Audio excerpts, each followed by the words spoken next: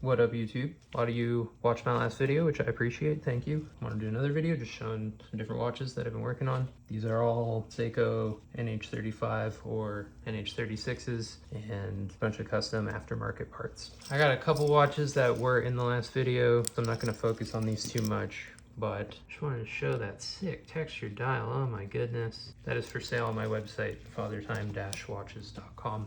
Most of these are for sale, these three are not, and that's not, but the rest are for sale. So let's get into the watches. Let's start with this. Wanted to build one of these for about a year now. It's the SPB 149 dial, Seamaster hands, the brushed brass seconds hand. It's hard to tell like just how nice this blue is, but when you get it out in the sun, it looks spectacular. Speaking of blue dials, I got this Datejust style piece here, gold indices, the blue dial. I actually custom made this dial by swapping the indices from another dial. Originally these indices were silver, but they're gold now. This is one of those vintage style cases with the acrylic crystal and the bidirectional friction bezel. There's some red accents, silver bezel insert,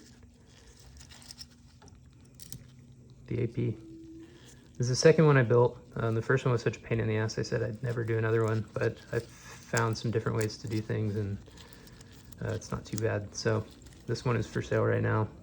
Or actually, it's not. I'll be putting it on the website tomorrow, probably. I think it's like 44 millimeters. If this was a little smaller, I'd probably wear it. It's super, super nice. This was in the last video, but it had a different crystal, different bezel insert, and a different dial. So this is like some ancient diver stuff here. And then I put it on a folded link bracelet. You see those sort of lines in the bracelet links? It's a folded bracelet. That's like old school stuff. Super rattly and kind of cheesy feeling, but that is the vintage style, and I love that kind of stuff. So there it is. Got a Omega Seamaster 300 style case. I was kind of apprehensive about doing this style with this chapter ring because they both have the minute markers, but I think it looks cool. You'll see the alignment's not 100% perfect. It's hard to get them perfect, but I think I did a decent job. Butterfly clasp. We got another sub, Yachtmaster bezel insert. This is one of my favorite sub style dials. Fonts and everything are quite nice. This thing is another one of the vintage style cases, the 39.5 millimeter. This is a 6105 dial, Seamaster hands, and the top had acrylic crystal.